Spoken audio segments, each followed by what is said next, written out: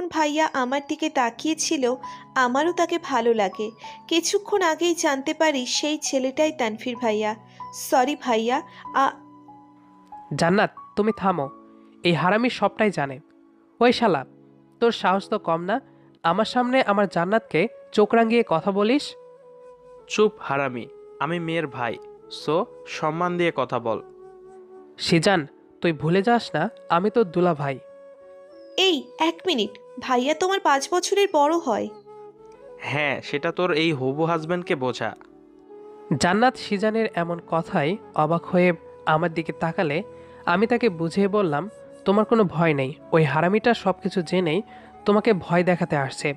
রাতে ঘুমানোর সময় আবারও জান্নাতের কথা মনে পড়ল, তাই ফোন হাতে নিয়ে কল দিতে যাব, কিন্তু আমি তো তার নাম্বারটাই আনতে ভুলে গেছি।